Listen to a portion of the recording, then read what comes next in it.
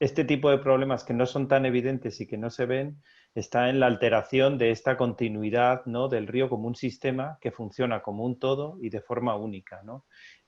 Son sistemas ecológicos los ríos que funcionan desde la cabecera, pasando por los tramos altos, bajos, medios, incluso los estuarios, ¿no?, donde hay esa interacción con el mar hasta que desembocan. Y es curioso explicarlo, pero digamos que si una partícula viajara desde la parte alta de la cabecera durante el tiempo, pues a lo largo de las diferentes etapas se puede transformar, se puede convertir, puede servir de alimento o de detrito en determinados momentos, pero esa partícula sigue en movimiento a favor de la corriente y también intercambiando no solo materia, ¿no?, estas partículas, pero también la energía que se produce, ¿no? Es este concepto del continuo del río que a veces, vamos, yo cuando estudié me lo explicaron y es un poco difícil de visualizar y de hablar de todas las interacciones que tienen entre los seres vivos y los materiales, pero básicamente es que funciona como un todo, ¿no? Y este concepto es importante porque el romper la continuidad fluvial no solo afecta a un tramo o a un punto preciso donde ocurre esa presión, ¿no?, sino que tiene una interacción directa con todo lo que funciona aguas arriba y aguas abajo. Y esto es algo que debemos tener muy en cuenta como problemas en los ríos, porque precisamente esa fragmentación que estabas comentando, César, de cómo hemos puesto no solo barreras físicas, sino también hemos afectado al propio lecho del río, ¿no?, haciendo dragados o extrayendo materiales tanto en las orillas o invadiendo las zonas de ribera, que también tienen una importancia en ese balance de sedimentación y de transporte, hemos hecho que ese funcionamiento, ese equilibrio que tienen los ríos haya sido completamente alterado. Básicamente lo que eso se traduce en que los ríos ya no funcionan como tal y esta alteración profunda lo que provoca es que las especies ya no puedan cumplir su papel en ese equilibrio y entonces se produzca un desequilibrio de esa balanza, por repetirlo, ¿no?, un poco. Y eso es Efectivamente. una de las cosas que no es fácil de ver porque nos acostumbramos a ver, como estábamos hablando, ¿no?, esa lámina de agua, pero no vemos lo que pasa debajo, ni vemos lo que pasa aguas arriba, ni aguas abajo, y por supuesto no somos capaces de percibir en tiempo humano el proceso de transporte muchas veces, ¿no? Por supuesto. Claro, estamos alterando completamente la dinámica de los ríos, ¿no? Y estamos produciendo cambios con ello, incluso a escala regional, ¿no? No estamos hablando ni siquiera de cambios locales, sino cambios a escala regional, porque los ríos pues son un poco las venas de los continentes, ¿no?, de las tierras emergidas, ¿no? Las cuencas de drenaje ejercen múltiples funciones y efectivamente los flujos es lo que caracteriza a los ríos. En ese continuo fluvial hay una conexión, en principio, una conexión más o menos significativa desde las zonas altas a las bajas hasta el océano en la red fluvial, ¿no?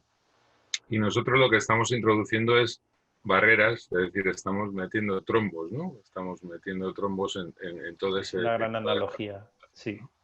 Y con ello, claro, estamos rompiendo la circulación de flujos de agua, de sedimentos, de energía, de nutrientes, también de biomasa. La mayor parte de los flujos en los ríos son descendentes por gravedad, pero también tenemos flujos ascendentes que normalmente vienen de la biomasa, es decir, de las especies vivas que remontan los ríos y que interaccionan en el medio, ¿no? Estamos haciendo muchas cosas en los ríos y, claro, la mayor parte de ellas malas para los ríos, porque tienen su causa en la explotación del agua, ¿no? En España, pues tenemos, si hablamos de barreras de esos trombos, pues tenemos más de 1.200 grandes presas. Tenemos en el proyecto AMBER, un proyecto europeo en el que estamos, que está a puntito de terminar, llevamos en él desde 2016, pues hemos recopilado todos los datos de los inventarios de barreras instaladas en los ríos y bueno, podemos tener seguramente más de 25.000 barreras inventariadas en los ríos, ¿eh? Y de eso, bueno, pues a lo mejor están esas 1.200 y pico presas, 13.000 azudes, otras presas más pequeñas de mini centrales hidroeléctricas, y también algunas cosas que hemos construido precisamente por el efecto barrera del río sobre nosotros, ¿no? Para traspasar, para cruzar los ríos, por ejemplo, los puentes, los vados, toda una serie de cosas, los viales, debajo de los viales, bueno, pues muchas veces no nos asomamos nos asomamos a lo mejor a los puentes de los ríos grandes, ¿no? Mm. Pero cuando vamos por carretera con nuestros vehículos pasamos múltiples arroyos, por ejemplo, ¿no? Y normalmente no nos bajamos a ver el arroyo, ¿no? Y no vemos lo que hay debajo del puente. Pues normalmente debajo hay una barrera más o menos difícil o complicada de franquear para la fauna y en este caso concretamente para los peces que son del tipo de fauna más perjudicada por esta interposición de barreras, aunque en general hablaríamos de efectos ecosistémicos, efectivamente profundos sobre la dinámica fluvial, el transporte, la sedimentación. Entonces son efectos muy, muy importantes sobre todo el ecosistema y luego hay unos indicadores que son los peces que lo sufren de una manera particularmente notoria, ¿no? Sí, pues ahí es lo que vemos más evidente cuando podemos ver a los peces tratando de superar un obstáculo, saltando, por ejemplo, aguas abajo de una presa, en una cascada de una presa, esos salmones intentando saltar, esos barbos, ¿no? Mm. ¿Qué importancia tiene, no, verdad, esa variable de caudal, ¿no? El caudal en sí de agua que lleva y la cantidad de agua que nosotros dejamos con esta regulación, no solo por la cantidad en sí, sino también por la estacionalidad, ¿no? El momento en el que ese agua y funciona como espacio físico, ¿no? Como hábitat físico para los peces, pero también como motor de cambio en las diferentes estaciones y en los diferentes estadios de los seres vivos que habitan el río, ¿no? ¿Qué importancia tiene esa variable del caudal y de esa alteración que estamos provocando? Tan importante como que puede ser definitiva, porque a veces podemos pensar, hay muchas barreras que ponemos en los ríos, como presas, azudes, incluso otro tipo de cosas. Toda estructura de hormigón, por ejemplo, tendida encima de un río, pues puede ser incluso, si tiene un par de escalones o un escalón relativamente vertical, puede ser incluso un obstáculo insalvable para algunas de las especies que viven en el río. Por ejemplo, peces pequeños, que no tienen una capacidad de salto notable, ¿no? Claro, claro. Pero luego hay barreras que también, claro, en general esto interacciona con el caudal, ¿no? Hay barreras que se pueden remontar con cierto caudal, pero con otro no. Entonces, claro, si estamos regulando los ríos también desde grandes presas y estamos alterando el flujo de caudal, pues también podemos hacer que algunas barreras que en condiciones naturales no reguladas, a lo mejor en las épocas adecuadas para el remonte, en las épocas que los peces necesitan moverse más por el río, pueden ser accesibles, pueden ser franqueables y nosotros las convertimos en infranqueables por nuestro uso del agua. Y además estoy pensando en esa interacción precisamente con la calidad del agua también, ¿no? Claro. Nosotros sabemos que hay muchos tramos de río que están afectados por vertidos puntuales o a lo mejor la calidad del agua es mucho menor de la que normalmente tendrían por sus características, también porque hemos modificado, ¿no? esa funcionalidad y esa autodepuración propia de los ríos cuando son sistemas equilibrados. Pero es cierto que esa variable del caudal pues tiene una influencia también en este tipo de cosas, ¿no? A veces Claro. esas barreras invisibles son, por ejemplo, esa cantidad de sólidos en suspensión impropia de la estación o de la zona por sus características geológicas y que impide, por ejemplo, pues que las fresas tengan éxito porque no deja pasar la luz. O esa cantidad de materia orgánica, ¿no? Estos casos de eutrofización que todos hemos visto incluso en grandes infraestructuras de regulación como son los embalses, que se producen casi de la noche a la mañana una expansión de producción primaria, ¿no? De algas que provocan unas condiciones de anoxia que pueden llegar incluso a ser tóxicas para organismos mayores como son los peces, ¿no? Esta variable de calidad que aunque hemos avanzado mucho, como decíamos, ¿no? en mejorar la calidad del agua de nuestros ríos, en mejorar la depuración, es cierto que quedan mucho por hacer, ¿no? Ya no estamos hablando de esos accidentes en los que a lo mejor se produce una intoxicación directa de fauna porque se produce un accidente o un vertido de sustancias tóxicas de las que no pueden huir, ¿no? Es como si contaminaran nuestro aire y muriésemos intoxicados, pues para Sí. ellos es la misma situación. Pero ya esa contaminación de base, ¿no? Esa mala situación en cuanto a materia orgánica, nutrientes, presiones que vienen todas de actividades antrópicas, como son, pues eso, nuestra mera presencia en municipios y aglomeraciones urbanas, o las actividades agrícolas ligadas al uso intensivo de fertilizantes, agroquímicos, que tarde o temprano acaban en un acuífero o en un río, ¿no? Entonces, esa presencia y esa influencia que hemos hecho sobre la calidad del agua también es una barrera química que tiene influencia directa sobre estas especies de peces, ¿no? Estamos Sin centrados duda. en ello, pero tiene un impacto directo sobre la propia biodiversidad del río. Sin duda, sí, sí, estamos introduciendo barreras también menos visibles, ¿no? Más invisibles a los ojos, como decías tú. Hay alguna incluso que puede ser relativamente, bueno, tan desconocida, ¿no? Que, por ejemplo, la temperatura, ¿no? La propia temperatura, ¿no? Y no hablo solo por ejemplo, un vertido de agua de refrigeración de una central térmica, ¿no? Que eso es muy evidente, ¿no? Sino una regulación, por ejemplo, de temperatura que no sea que no sea natural, que artificialice el medio, ¿no? Y estoy pensando, por ejemplo, en los regímenes de caudales regulados de grandes presas de regadío, por ejemplo, que invierten completamente el régimen y sueltan aguas de medio fondo, de fondo en verano, prácticamente finales de la primavera-verano, con lo cual producen una inversión no solo de la cantidad de agua, sino también del régimen de temperaturas. Tenemos que darnos cuenta de que el ecosistema fluvial es en buena medida acuático, ¿no? Y la comunidad fundamental es acuática y la comunidad acuática está compuesta de organismos que son poiquilotermos, la mayoría son de sangre fría, por lo tanto regulan su metabolismo con el medio, ¿no?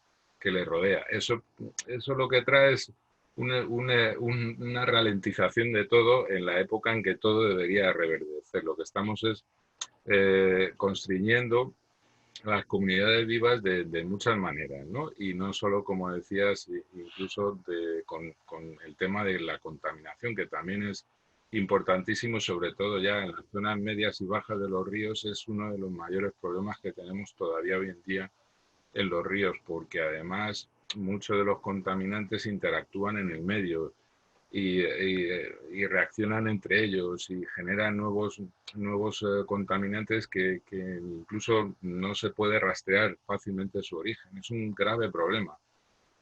Y no solo los vertidos de las ciudades, sino también esa contaminación difusa, ¿no? Pero realmente la alteración físico-química, como decíamos, pues alcanza muchas veces a esas grandes presas de regulación que están arriba del sistema, están digamos, separando las partes altas y las medias de los ríos para aprovechar el desnivel y poder almacenar agua en esas zonas de corte de montaña, pero que ya introducen factores muy importantes de alteración porque realmente lo que hacemos aguas abajo de esas presas es usar los ríos pues un poco como conducciones, ¿no? Para llevar el agua, no como un medio vivo que necesita unas condiciones más o menos naturales. Es verdad que hay avances y ahora hablaremos un poco de eso en estos temas, pero todavía estamos muy lejos y tenemos que producir una velocidad de cambio, de recuperación mucho más elevada porque se nos está yendo la vida de los ríos entre las manos. Qué importante es esto que estabas mencionando, César, porque estoy pensando en este escenario de incertidumbres ligadas a este cambio climático, ¿no? Que va a afectar a variables como la precipitación y la temperatura, que son directamente proporcionales a la cantidad de agua que van a poder llevar nuestros ríos o que va a acabar en los acuíferos. Qué importante es estas consecuencias que estamos teniendo y esta pérdida de biodiversidad y de capacidad de adaptación a estas circunstancias inciertas que vamos a padecer por esta pérdida de los ríos, ¿no? De esa funcionalidad, de convertir los ríos en meras canales o tuberías que no tienen una capacidad de respuesta ante estas situaciones, ¿no? Un escenario en el que parece que todos los indicadores nos llevan a pensar en mayores sequías, más intensas, más largas, pero también episodios más rápidos de inundación en algunos momentos, sin que el río tenga capacidad de absorber toda esa energía que ocurre en estos eventos extremos. Entonces, qué importante es, como decías, acelerar el ritmo de cambiar y de avanzar hacia soluciones, porque si no funcionan correctamente, el sistema no cumple tampoco los beneficios de los que nosotros nos tenemos la fortuna de beneficiarnos, ¿no? Como fuente de agua o como disfrute. Pero es que la naturaleza tampoco tiene la capacidad de respuesta frente a esta incertidumbre, con lo cual Claro, estamos hipotecando su propio futuro por nuestra mala acción en el presente, ¿no? Claro, además, bueno, es que su futuro es el nuestro, es que no terminamos de darnos cuenta, parece que hemos ido tirando de crédito, ¿no? Hemos ido tirando de crédito de lo que la naturaleza nos daba, alterándola, introduciendo alteración y seguimos en ese ritmo de alteración realmente, ¿no? Pero hay problemas y siempre lo hemos sabido. Por ejemplo, pues, no sé, pues las 200 presas que hay en el Ebro retienen el 99% de los sedimentos que antiguamente sustentaban y alimentaban el delta del Ebro, ¿no? Que permitían el mantenimiento del propio delta, que impedían la salinización de las tierras, ¿no? Que alimentaban una pesquería costera mucho más boyante que en la actualidad, ¿no? O sea, al final lo que estamos haciendo es tirar piedras sobre nuestro tejado por supuesto, externalizando los costes y no solo a la naturaleza, no solo al medio ambiente, sino a todos los sectores económicos humanos que dependen de ella, que son muchísimos. Lo que estamos haciendo es alterar esos servicios ecosistémicos que no valorábamos, que seguimos en buena parte sin valorar, sin ponerle precios, sin decir, bueno, pues esto es una pérdida. Es decir, nos estamos haciendo trampas en las cuentas constantemente, ¿no? Porque tenemos unos mitos de desarrollo que persisten demasiado y nos hacen ser poco sinceros y poco prácticos, ¿no? En el fondo, lo que hay que hacer realmente es mirarse al espejo y decir, bueno, esto es lo que está pasando realmente, ¿no? Lo que está sucediendo es esto y lo sabemos. No podemos resignarnos, ¿no? Se nos ha acabado el crédito, se nos ha terminado. Y la tormenta Dana, por ejemplo, de hace unas semanas nos lo hizo ver claramente, ¿no? Y los expertos lo están diciendo, ¿no? Este problema, este tipo de problemas asociados al cambio climático van a incrementar los riesgos, van a incrementar toda la problemática en relación al agua y al uso sostenible del agua. Y en principio la respuesta más fácil es seguir haciendo más de lo mismo, ¿no? A lo mejor es que no tenemos suficientemente regulados los ríos. Claro, ahora tenemos inundaciones, riesgo de inundación más elevado por torrencialidad más elevada, pues a hacer más presas todavía, ¿no? Tenemos carencia de agua en determinado momento, ¿no? Las sequías pueden ser más pronunciadas, los riesgos de... entonces hacemos más presas también para almacenar más agua, ¿no? Esa es la respuesta. Y de momento, ¿no? Todavía hay mucha tendencia en la sociedad a perpetuar, a mantener esas respuestas. Y no, esas respuestas tienen que cambiar. Nos lo está diciendo la legislación desde hace ya más de 20 años, la Directiva Marco del Agua. Y lo que tenemos es que recuperar servicios ecosistémicos. Tenemos que recuperar capacidad natural, capital natural. Y no es solo naturaleza. A veces transmitimos, nosotros somos apasionados de la naturaleza, Rafa. Y claro, pues decimos, joder, qué bonito los peces, ¿no? Qué majos, pero es que no es solo eso, ¿no? Por supuesto que eso cuenta y eso es fundamental, ¿no? Y esa apreciación de la naturaleza como bien común de todos es fundamental. Pero es que además nos estamos jugando todavía más. Estoy totalmente de acuerdo contigo y de hecho, bueno, creo que el marco regulador que tenemos y las normas de protección de los ríos, de los estuarios, de los humedales, de los acuíferos, son normas ambiciosas y suficientemente fuertes para poder avanzar hacia esa protección y esa conservación de los ríos. Y no solo eso, sino también evitar el deterioro más allá de la situación que tenemos ahora, ¿no? Pensar, mirarnos al espejo, como bien decías, y decir, esta es la situación que tenemos y hacia donde queremos ir es otro escenario distinto.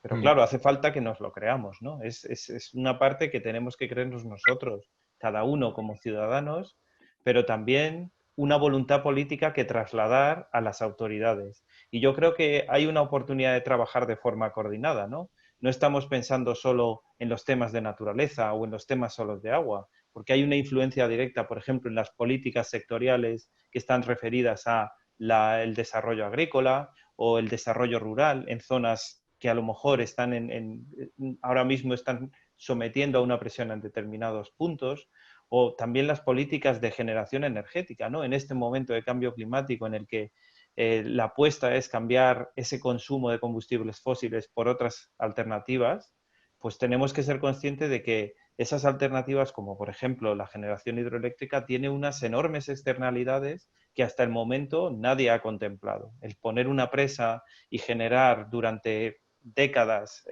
casi gratis, si me lo permites, esa cantidad de energía, pues nos ha traído beneficio, pero hemos asumido también unos costes que hasta ahora no hemos reconocido y no hemos visibilizado. Y creo que eso es importante tenerlo en cuenta, porque el marco normativo nos ayuda, pero tenemos que ponerlo en práctica y tenemos que avanzar hacia unos objetivos realmente ambiciosos que además permitan no solo el beneficio de la naturaleza, como bien decía, sino avanzar hacia una gestión sostenible de los recursos que realmente sea sostenible para la naturaleza y las personas. No podemos quedarnos simplemente en el planteamiento de máximos hacia el medio ambiente, ¿no? Porque Claro. todos somos partícipes de esto. Efectivamente, esto, bueno, requiere un cambio profundo y un cambio radical, ¿no? De orientación. Es verdad que hay avances, ¿no? Y la nueva planificación hidrológica, personas que están interesadas en las propias autoridades competentes relacionadas con la gestión del agua, pues ha ido cambiando. Ha ido proyectos muy interesantes, hay proyectos muy, muy interesantes, como pueda ser pues, Life River, o proyectos de recuperación de conectividad, en este caso de los peces con pasos nuevos para peces mucho más integrados, pero claro, son excepciones, ¿no? Al lado de esto, pues tenemos un incumplimiento de leyes de principios del siglo XX, ¿no? Tenemos consolidado, como decías, un incumplimiento muy, muy grande y que se puede transformar en un coste muy grande, un coste ambiental que se ha externalizado y no se ha tenido en cuenta y por lo tanto, claro, pues podemos decir, no, sí, la hidroeléctrica, pues es una energía, es un modo de generación muy, muy barato, ¿no?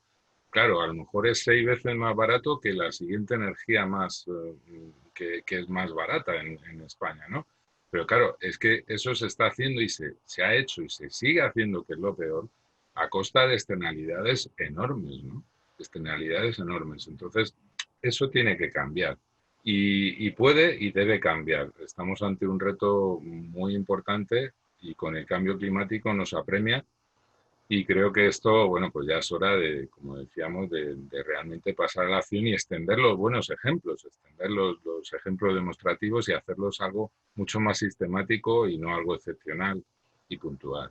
Por tener una idea de también y transmitírsela a las personas que están viendo este seminario, casi la mitad de los ríos y los humedales que tenemos en España se encuentran en mal estado de acuerdo con los indicadores que tenemos en nuestra legislación. Estos indicadores lo que hacen es tratar de recoger cómo funciona el río en relación a sus condiciones normales y marcar una imagen de referencia hacia dónde ir, ¿no? Que es este buen estado que llamamos ecológico o buen estado físico-químico. Mm. Lo que significa es que todavía tenemos que avanzar en el 50% de nuestros ríos hacia un escenario que al menos se parezca a lo que teníamos antes, ¿no? A esos recuerdos del pasado, ¿no? Hace 50 años, cómo eran los ríos y cómo funcionaban. Antes de plagar nuestras cuencas de presas y antes de tener todo regulado de alguna manera, ¿no? Todo ese Claro, caudal. a ver, por ejemplo, nosotros hemos perdido el 65% de las poblaciones de salmón atlántico. Por ejemplo, en Europa, pues ahora mismo la anguila, que es una especie que era abundantísima hace 60 o 70 años, es una especie que está en peligro crítico. O sea, se ha reducido un 80% su abundancia en Europa. Y la situación es muy grave porque, claro, decías, bueno, sí, estamos utilizando los indicadores con arreglo a la legislación. Bueno, tengo que decir que, como siempre, pues sí, algunos no tenemos en cuenta y deberíamos, por obligación legal, tenerlos en cuenta y son precisamente los peces.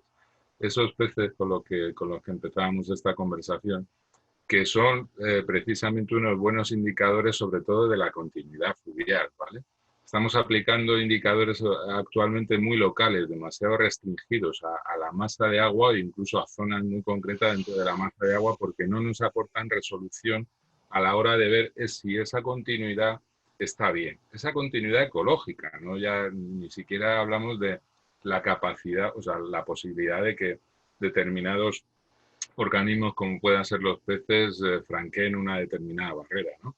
Sino esa continuidad ecológica de agua, sedimento, nutrientes, temperatura, biomasa. Realmente la alteración seguramente es mucho más profunda que ese 50%, la estamos subestimando, la alteración, y probablemente, además, el peligro es que sigamos haciéndolo, ¿no? Porque Mm. claro, si nos ponemos realmente sinceros y tratamos de evaluar la alteración de una manera más ajustada a la realidad que se está produciendo, pues seguramente, claro, la brecha sería muchísimo mayor de lo que ya es, ¿no? Entonces, bueno, yo sí que quiero en este momento pues hacer un llamamiento a todos, ¿no? A todos los amantes de las aguas, de los ríos vivos, de toda la gente sensible a la naturaleza de los ríos y también de toda la gente que piensa que se pueden hacer las cosas mejor, que se pueden hacer las cosas con más racionalidad y con menos egoísmo para el presente, ¿no? Porque tenemos algo también que dejar después, ¿no? Tenemos un reto y es no dejar un planeta peor de lo que lo cogimos. Y por ahora creo que no vamos bien en ese logro y Vamos con retraso, desde tenemos luego. que, sí, sí, tenemos que ponerlo las pilas, ¿no, Rafa? Sí, desde luego. Y hablando de pilas, veo que Blanca nos va a poner las pilas a nosotros por el tiempo, ¿verdad? Mira, sí, la veo Eso la es. cara. He aparecido aquí, he saltado directamente para deciros nada, que tenéis unos minutillos más y si os parece pasamos con las preguntas. Me parece bien. ¿Queréis que pase directamente con las preguntas? Sí, ¿Sí? podemos. Sí, Claro. sí. Vale. Bueno, pues nos han comentado unas cuantas cosillas. Primero, así un poco como introducción, alguien nos decía, ¿podéis comentar algunas generalidades sobre la migración de los peces? Tenemos algunas personas con unas preguntas mucho más técnicas, pero algunas otras a las que esa parte se les ha quedado un poquito más floja. Si podéis decir así un par de pinceladas.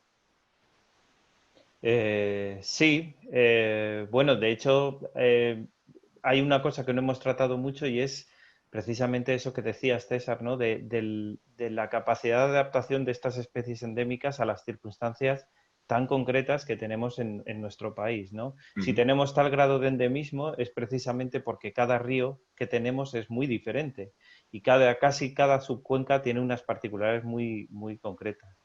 Por ejemplo, por hablaros de alguna especie que para mí tiene vamos, es un vínculo emocional muy grande, ¿no? Porque fue uno de los primeros peces que yo vi migrar fueron los barbos. En España tenemos 8 especies de barbos distintas que se reparten en distintas zonas geográficas de nuestra península y que además particularmente están relacionadas de forma específica con la rama de los barbos que vienen del norte de África y no con lo que cabría pensar que es la parte del otro lado, ¿no? Salvo en la parte de los Pirineos, que hay 2 especies que sí que concretamente están. Y estos animales lo que hacen es buscar, tienen un ciclo vital bastante particular porque viven la mayor parte de su vida en las zonas más profundas de los ríos, en zonas de corrientes más lentas, pero en el momento en que van a reproducirse cada año remontan casi en un viaje similar al que hacen los salmones a los cauces donde nacieron y entonces buscan esas zonas más altas de los ríos, de gravas, con aguas más transparentes, más someras, para hacer un cortejo espectacular que básicamente es, bueno, agrega a muchos individuos juntos en una zona y durante un espacio muy pequeño de tiempo se juntan todos, cuando normalmente suelen ser ejemplares que viven de forma solitaria, no esas grandes hembras. Entonces, como ese caso, César, seguro que tú me puedes dar algún ejemplo más con algún que otro ciprínido que hace Sí, también un viaje espectacular. claro, sí. Por ejemplo, las madrillas, son peces que sí, que efectúan desplazamientos muy masivos, muy importantes, con pulsos de caudal precisamente y de temperatura en la época de reproducción. Y tienen una conducta reproductiva bastante interesante y curiosa, ¿no? Me gustaba la comparación del barbo con el salmón porque efectivamente se parece bastante. Incluso también buscan esa permeabilidad de los suelos, de los ríos, ¿no? Para hacer una excavación, de poner los huevos y taparlos de forma que se queden fijos en esa zona de corriente, ¿no? Donde el flujo de corriente los oxigena los huevos y permite la eclosión, ¿no? Por eso hay muchas cuestiones que pueden incidir en esa reproducción, como es el aporte de sedimentos que comentábamos antes, que pueden cegar esas oquedades entre los sedimentos. que conservan los huevos oxigenados, ¿no? Porque los huevos necesitan esa oxigenación, ¿no? Son conductas reproductivas muy, muy interesantes. Hay otras especies menos llamativas. Por ejemplo, se me ocurre en nuestras cuencas del norte, o sea, del centro peninsular, en el Tajo, por ejemplo, el calandino, es una especie mucho más pequeña de tamaño que un barbo o incluso que una boga, pero que también realiza migraciones estacionales espectaculares y masivas, ¿no? Y la verdad es que es muy, muy bonito de ver y es muy interesante cómo la naturaleza se las apaña y las especies se apañan un poco para explotar todos los recursos que tienen a su alrededor y cómo se han adaptado a unos ambientes cambiantes. Y eso que hablabas, además, tiene mucho que ver con la movilidad, esa capacidad de peces según se van haciendo mayores, según se van haciendo grandes, se van a zonas lentas de los ríos y cuando se van a reproducir, remontan los ríos y los alevines de esos peces que nacen de esos huevos en zonas más altas de esos ríos permanecen por esas zonas y luego tienen que ir bajando, ¿no? Todo eso nos habla de ese flujo de biomasa y de esa necesidad de mantener esa conectividad en los ríos. Muy bien, pues muchas gracias. A ver, os comento alguna más. Tenemos bastantes preguntas, la verdad. En relación a las barreras que comentabais, nos han hecho algunas preguntas. Por ejemplo, nos comenta Antonio Canepa, me voy a acercar porque tengo la luz aquí un poco mal, no lo veo muy bien. Nos pregunta, hasta ahora hablamos de barreras como estructuras que los humanos ponemos en el río, pero con conductas de limpieza, entre comillas, en las que perdemos estructura tridimensional, zonas de protección, ¿no podríamos estar haciendo barreras por pérdida de hábitat también? Una buena pregunta, yo creo que sí, ¿no? Rafa, ¿tú qué piensas? Sí, Claro, estoy totalmente de acuerdo. Al alterar básicamente los hábitats y las condiciones propias de los ríos, lo que estamos es impidiendo que las especies tengan suficiente velocidad de adaptación a estas nuevas circunstancias. Y por eso, por ejemplo, las especies endémicas son muy específicas y tienen unas condiciones muy concretas de las zonas donde viven. Por eso son únicas en el mundo. Sin embargo, nuestra regulación y nuestra alteración profunda de los hábitats lo que hace es que esas especies poco a poco las vayan sustituyendo otras más generalistas con una capacidad de adaptación a medios más degradados mucho mayor. Eso, en términos prácticos, significa que unas especies desplazan a las otras. Pero es que además tiene el problema de que, como no funciona el río, las especies que eran propias de ese sistema ya no hacen toda la dinámica de nutrientes, toda la dinámica de biomasa. Entonces, el desequilibrio afecta a todas las comunidades, pasando desde los insectos hasta las comunidades vegetales y los mamíferos, que por ejemplo, las nutrias se me están ocurriendo, o el visón europeo, dependen directamente de la cantidad de alimento que tengan en los ríos. Entonces, esa alteración del hábitat provoca precisamente estos efectos. sí, estaba pensando en las aves, por ejemplo, hay muchas aves ictiófagas y otras que comen insectos acuáticos, por ejemplo, ¿no? Claro, todo es un ecosistema y hay muchos elementos, ¿no? Entonces, claro, estamos introduciendo, las barreras no son solo transversales, sino también son barreras por acciones en las márgenes, por acciones también que afectan a la conexión vertical entre el suelo y los acuíferos, entre el suelo de los ríos y los acuíferos.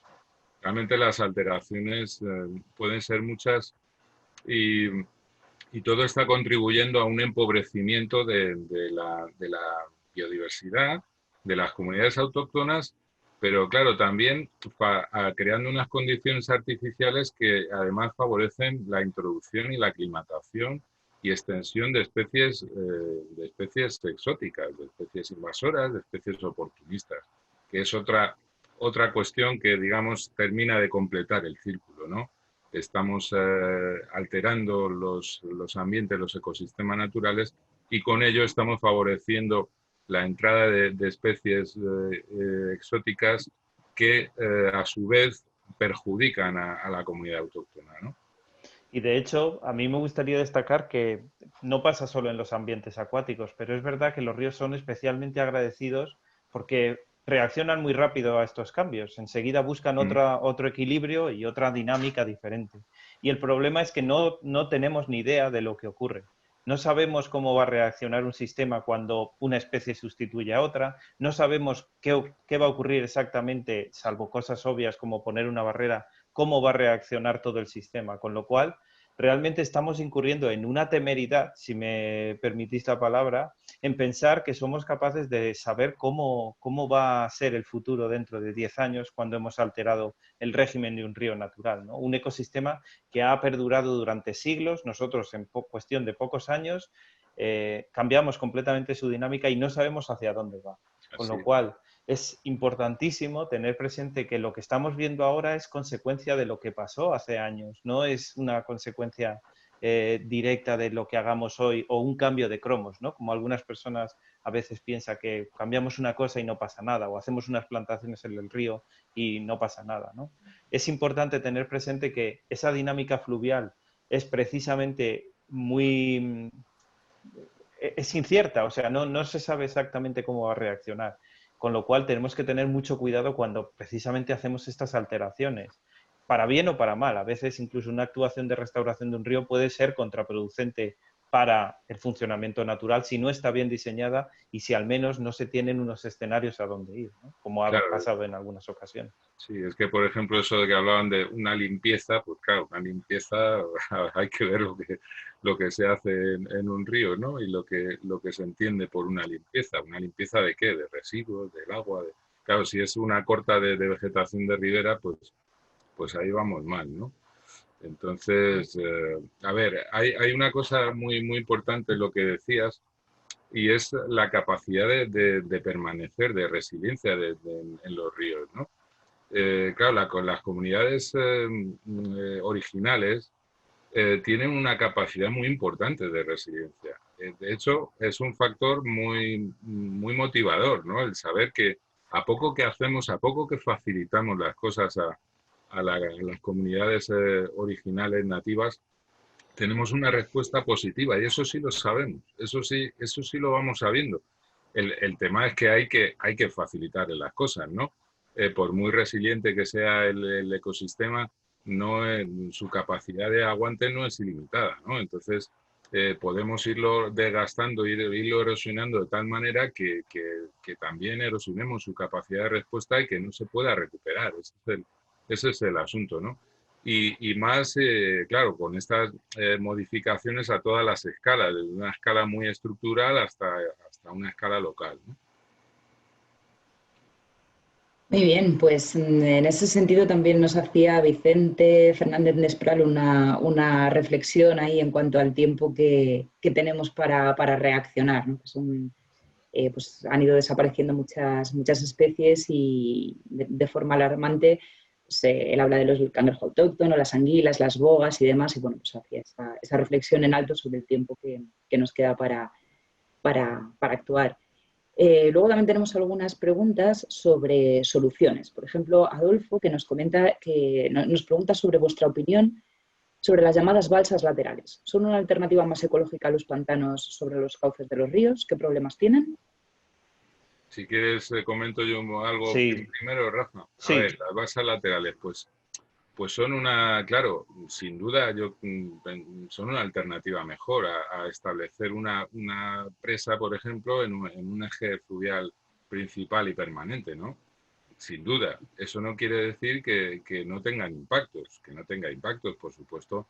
La construcción de balsas laterales también puede tener impacto, tiene que ver todo con el uso del agua, cómo se está usando el agua, en qué se usa, porque claro, hay veces que hay cuestiones todo hay que analizarlo en detalle, ¿no? Entonces, bueno, pues decir balsa lateral puede decir, bueno, ¿para qué estamos haciendo esa balsa lateral? ¿Cuál va a ser ese uso del agua? ¿Hay alternativas a ese uso? ¿Hay necesidad realmente? Son preguntas que tenemos que hacernos a la hora de hacer planteamientos de proyectos de todo tipo, pero en principio sí, en mi opinión, desde luego, una balsa lateral es mucho menos impactante a priori que una presa en un eje permanente de un río, y si es permanente mucho más, claro. Yo coincido con César, pero también me gustaría hacer hincapié en el planteamiento inicial, ¿no? ¿Para qué vamos a hacer una balsa lateral o cualquier otro proyecto? Porque tenemos que ser conscientes que es evidente que toda alteración que nosotros provoquemos tiene unos impactos que pueden ser de mayor o menor magnitud y que tendremos que intentar buscar la manera de hacer que esos impactos sean compatibles con una conservación de cierta funcionalidad. Pero en ese marco tenemos que ser también conscientes de para qué queremos ese agua, cuál es el uso que se le va a destinar. ¿Estamos dispuestos a asumir esa externalidad negativa, en este caso, que es extraer un caudal determinado en algún momento? Somos conscientes de que tenemos que producir alimentos, ¿no? Que es como el gran mantra que se repite con la agricultura, y es evidente que lo necesitamos. Pero por otra parte, tenemos que ser capaces también de proyectarnos en el futuro y buscar alternativas que sean más compatibles con esta necesidad que tenemos, ¿no? Porque a lo mejor no tiene ningún sentido hacer una presa, por ejemplo, un proyecto de presa, que no vas a poder llenar porque ni siquiera vas a tener suficiente agua con ella, ¿no? Entonces, gastarse el dinero en eso no tiene ningún sentido. Y esas preguntas que estamos planteando aquí como obvias, es muy desafortunado reconocerlo, pero las administraciones no se las han hecho. Se daba por hecho que el agua tenía que ser dedicada a determinadas cosas y entonces pues se han puesto en marcha y punto. Y además con el dinero de todos en la mayoría de los casos. Con lo cual ahora estamos en otro momento en el que tenemos más conocimiento y que tenemos que ser capaces de hacernos mejores preguntas y obtener mejores respuestas de las que hemos hecho hasta ahora.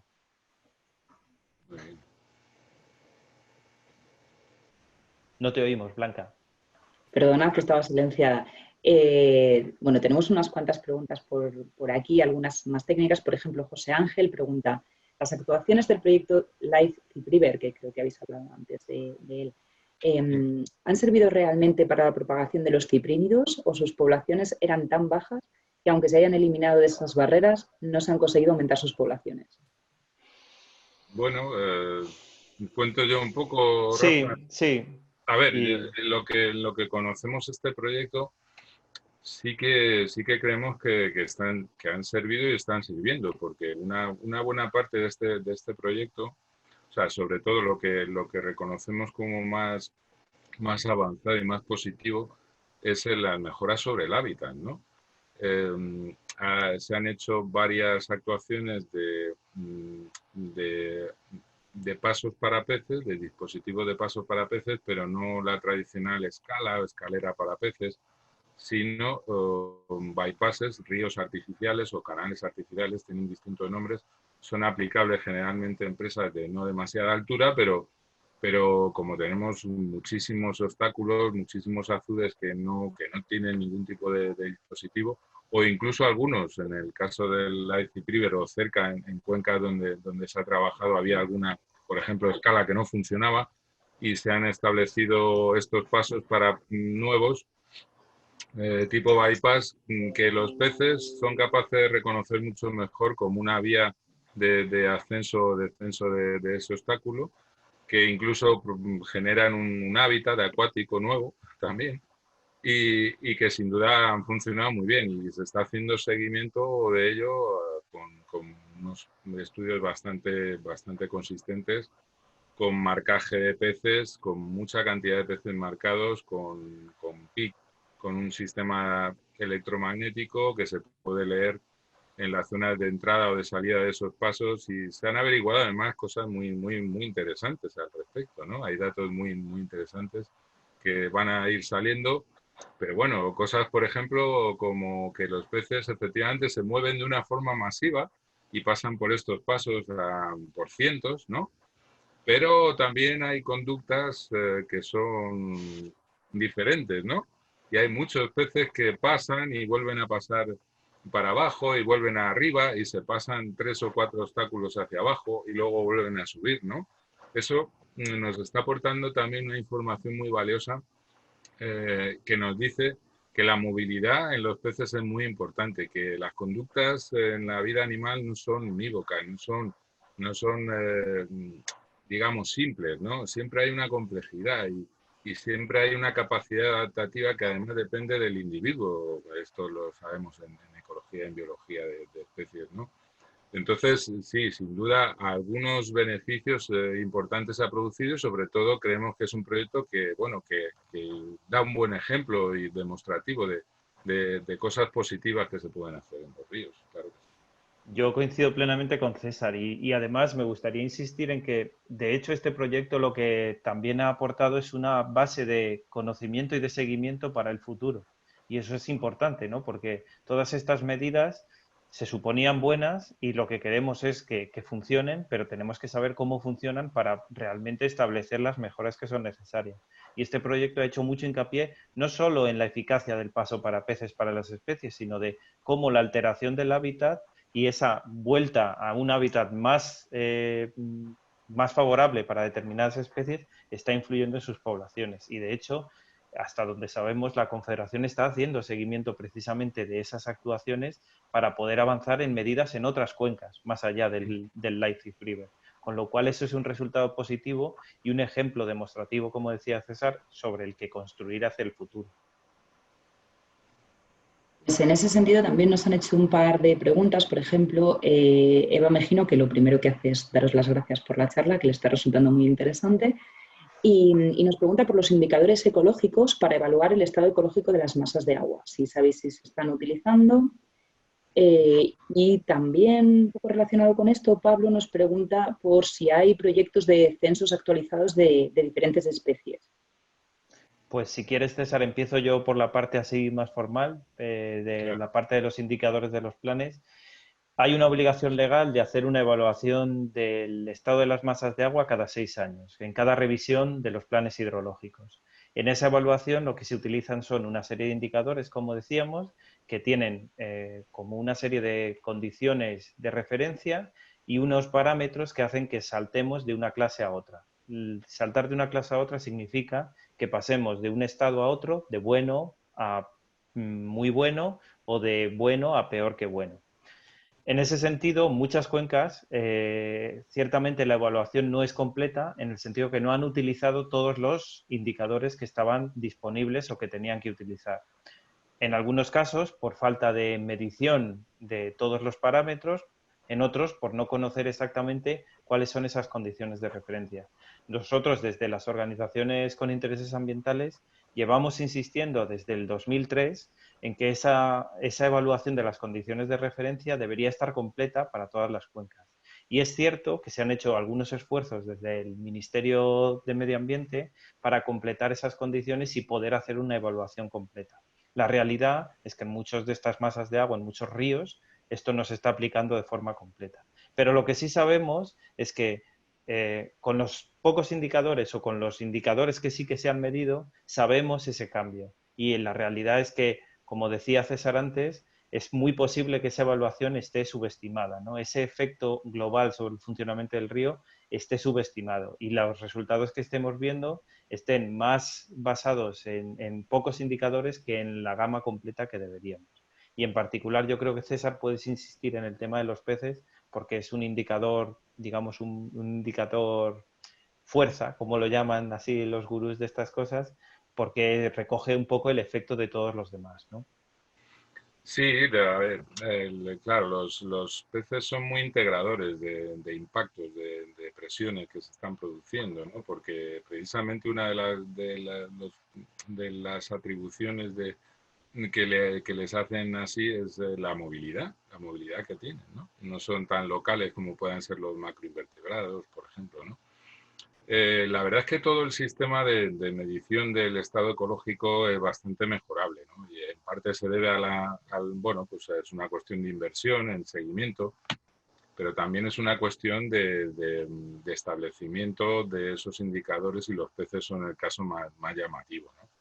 Porque efectivamente puede ser complicado el utilizar ciertas especies de peces, sobre todo como indicativos, aunque sean muy potentes como indicadores, pero claro, son también muy sensibles o están sujetas su estudio, digamos, a factores que se pueden, digamos, se puede introducir fácilmente ruido, ¿no? Entonces, por eso hay cierta controversia con el uso de los peces, pero al mismo tiempo todo el mundo sabe en Europa que en el momento en que se introduzcan los indicadores peces de una manera consistente y definitiva, como dice la directiva marco que hay que hacer, la evaluación de las masas de agua va a ser mucho peor de la actual. O sea, el resultado de esa evaluación, y eso lo sabe todo el mundo, ¿no?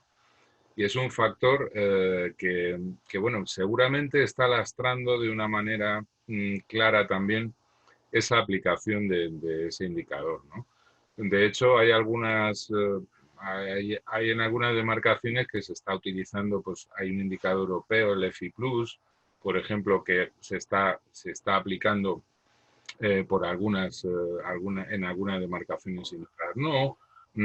No hay un criterio claro, ¿no? Entonces, no hay, y sobre todo no existe la decisión ejecutiva de decir, bueno, esto ya forma parte del cuerpo de indicadores biológicos para el estado ecológico y esto va a misa.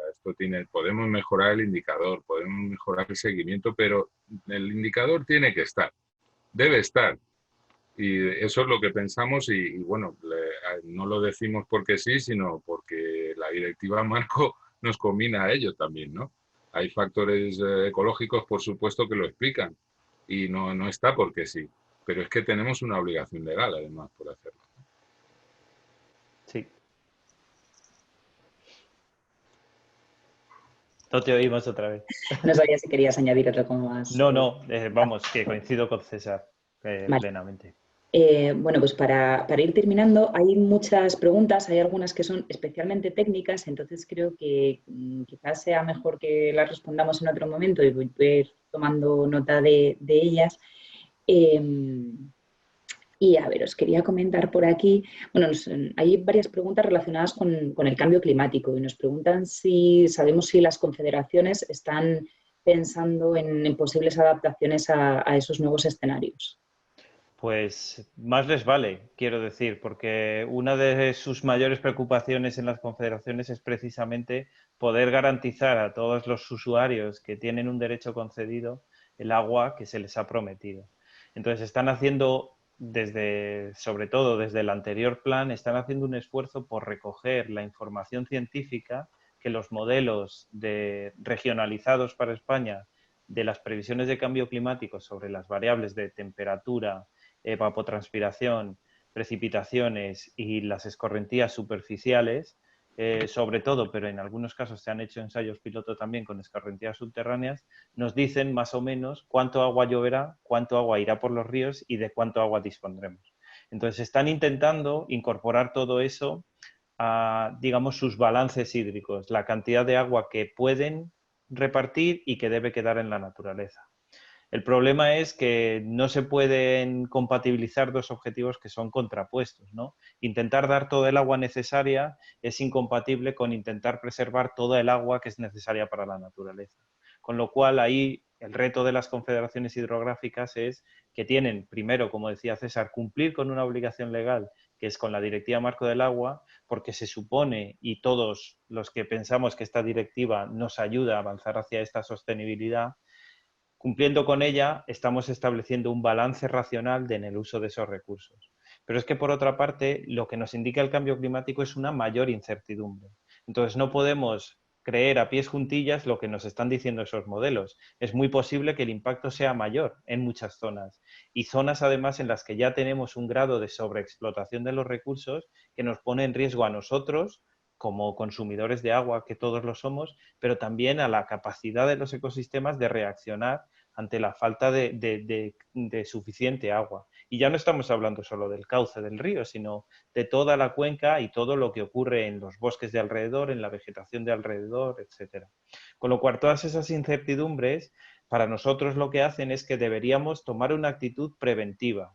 O sea, intentar tomar decisiones más inteligentes que no nos pusieran en riesgo en el futuro. Y eso significa, por ejemplo, hacer un recorte en el consumo de nuestros recursos a lo mínimo posible, porque así estaremos más preparados para estas incertidumbres. Hacer una gestión de las demandas que sea acorde con esta realidad, ¿no? Ajustarlo a los recursos que vayamos teniendo, ser más flexibles en eso, porque hasta ahora digamos que la cantidad de aguas que estaba concedida en un derecho estaba prácticamente escrita en piedra.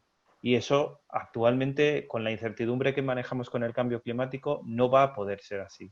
Y las autoridades tienen que hacer esa incorporación en su gestión diaria dentro del plan hidrológico, porque es su obligación legal. Tienen que cumplir con eso también. No sé si César quieres añadir alguna cosa. No, no, en principio no. Estaba aquí un poco, me voy un poco ahí a preguntas porque me ha abierto el chat y claro, hay tantas preguntas interesantes que bueno, Blanca nos está extrayendo algunas, pero la verdad es que es que estaba viendo ahora una, perdona que me he No, distraído tranquilo. un momento, pero estaba viendo esta sobre el tema de los pesticidas, ¿no? Y realmente es que tenemos una tarea muy, muy importante, Rafa, porque claro, hay cuestiones, o sea, estamos envenenando las aguas y lo sabemos. Bueno, pues esto tiene que cambiar, ¿no? Esto tiene que cambiar. Y esto, claro, hay que llevarlo a los planes hidrológicos, hay que hablar de la cantidad y hay que hablar de la calidad. Y realmente, bueno, pues tenemos un reto muy, muy importante por delante, sin duda. Sí, como estabas comentando, César, hay muchas preguntas, algunas de ellas son bastante específicas, bastante técnicas. En cualquier caso, comentaros que podéis enviar cualquiera de estas preguntas que no haya dado tiempo a responder a la dirección genérica de WWF en info@wwf.es y se las haremos llegar a Rafa o a César también. Bueno, hemos comentado una de estas y bueno, hay algunas preguntas que ya nos animan un poco a qué es lo que podemos hacer nosotros, ¿no? Había una por aquí, perdón, un momento. Nos preguntaban si hay algún teléfono para denuncias, qué rol tenemos como ciudadanos. Bueno, las denuncias hay que hacerlas directamente a la Guardia Civil. Si en algún caso, imagínate que te encuentras con un vertido que está afectando al río y estás viendo que está directamente, pues hay que llamar a la Guardia Civil porque es la que tiene que levantar, digamos, las pruebas documentales para que eso pueda llevarse como un delito ambiental. Eso es el primer paso. Como ciudadanos tenemos que ser, en mi opinión, tenemos que ser los primeros conscientes de esta incertidumbre y también de la necesidad de valorar los ecosistemas como fuentes para nuestro futuro y no en nuestro bienestar. Y en este sentido, los ecosistemas no tienen la capacidad, como decía César, infinita de soportar nuestros deseos y nuestras demandas. Al revés, tenemos que ser conscientes de que hemos estado gastando nuestro crédito y ahora tenemos que recuperar esa inversión de alguna manera para poder asegurarnos un futuro mejor. Y eso significa también valorar los ecosistemas sanos como fuentes de recursos y como fuente de bienestar y servicios de los que nos beneficiamos. Por cierto, hasta ahora de manera gratis, pero en algún momento tendremos que abordar la cuestión de lo hemos estado pagando entre todos sin ser conscientes, pero a lo mejor hay algunos que estamos asumiendo los costes de otros y el impacto que están generando otros. Entonces, de alguna manera la directiva nos pone esto encima de la mesa y nos dice, tenemos todos como ciudadanos y como usuarios del agua a contribuir a este buen estado. Y eso significa a veces financiar la acción de las autoridades, pero también tener buenas prácticas en nuestro día a día. Por ejemplo, no malgastar el agua, ¿no? Esas políticas que han sido tan eficaces en nuestros municipios que con cierto incentivo de ahorro se ha conseguido disminuir muchísimo la demanda de agua urbana, a tal nivel que las previsiones más optimistas de hace 10, 15 años están totalmente sobreestimadas. Quiero decir, ahora mismo se consume mucha menos agua de lo que se pensaba que íbamos a consumir. Y es solo un ejemplo del efecto que podemos tener. Sí, yo añadiría solamente que una de las cosas que, bueno, yo creo que como ciudadanos básicamente podemos hacer dos cosas. Una, como consumidores, digamos, de bienes y servicios, pues intentar, como decía Rafa, ser responsables, todos los responsables que podemos y también exigiendo a las administraciones esa responsabilidad sobre los bienes y servicios que se ponen a disposición de la ciudadanía, ¿no? Y otra cosa que sin duda es muy importante y a veces no, igual no le damos el valor necesario, eh, es, eh, es el ser conscientes, el realmente tenemos el deber de ser conscientes, de informarnos y hacer compartir esta conciencia en nuestro entorno, ¿no? Es algo muy, muy importante, la conciencia social, porque realmente, en buena medida, puede ser que estemos utilizando los recursos de una manera un poco sensata y además sin querer verlos, sin informarnos al respecto, ¿no? Y por lo tanto sin actuar, sin hacer nada. Y hay muchas personas que seguramente podrían modificar sus hábitos y también a través de esa conciencia exigir a sus administradores otras políticas, ¿no? Esto es importante, es muy importante, que lo compartamos en nuestro entorno y a los descendientes, ¿no? A nuestros hijos. Es algo esencial, porque si no, la sociedad no va a cambiar, no puede cambiar fácilmente. Si seguimos anclados en mentalidades atrasadas y en esa inercia de explotación insensata, no podemos cambiar las cosas. En ese sentido, recordad lo que os decía al principio, tenemos abierta la campaña Lucha por tu naturaleza. Podéis encontrar más información en luchaportunaturaleza.es, en la que, pues bueno, con vuestra firma, ya llevamos casi 65.000 personas, podemos ayudar a detener esa pérdida de biodiversidad. Rafa, César, si tuvierais que concluir todo lo que hemos estado hablando en un titular, en una conclusión, una frase cortita. César, por ejemplo. Pues, a ver, muy corto. Ama tus ríos, ama tu naturaleza, que es tuya, pero no es tuya para disponer de ella, ¿no? Es de todos, para decirlo exactamente. Y ámala y haz todo lo que esté en tu mano para conocerla, para saber qué ocurre, para saber cómo te influye a ti y para recuperar los ríos vivos lo mayor posible, para restaurar los ríos. Pues yo, por mi parte, diría que no podemos mirar hacia otro lado, no podemos y no debemos, y que lo que hagamos en nuestro día a día tiene influencia, porque podemos pedirle a las autoridades que tienen la competencia de hacer las cosas, hacerlo de otra manera. Hay que dejar de pensar que nos van a venir con las soluciones y ser parte de ellas, igual con el consumo del agua, con el consumo de alimentos y con nuestra relación propia con la naturaleza, como decía César. Y para mí yo creo que tenemos que llegar a ese acuerdo diferente, ¿no? Esas soluciones del pasado ya no nos van a servir para este futuro que ya estamos percibiendo, y tenemos que llegar a un nuevo acuerdo entre la naturaleza y las personas en la que todos formemos parte de la solución. No estemos esperando, mirando para otro lado, que nos den la resolución a nuestros problemas, porque son de todos. Pues muchas gracias, Rafa, muchas gracias, César. Comentaros que lo que decíamos al principio, esta charla es parte de un ciclo. Las próximas charlas de los encuentros con WWF será el jueves próximo, el día 21, a las 5 de la tarde, en la que Luis Suárez, nuestro coordinador de conservación, nos va a hablar de un tema muy de actualidad, que es la pérdida de naturaleza y pandemias. Así que os esperamos por allí. Esperamos que os haya resultado muy interesante. Recordad que está grabada y que estará próximamente a vuestra disposición. Ha puesto mi compañero antes el enlace en el chat, www.es, encuentros en directo, ahí lo tenéis disponible.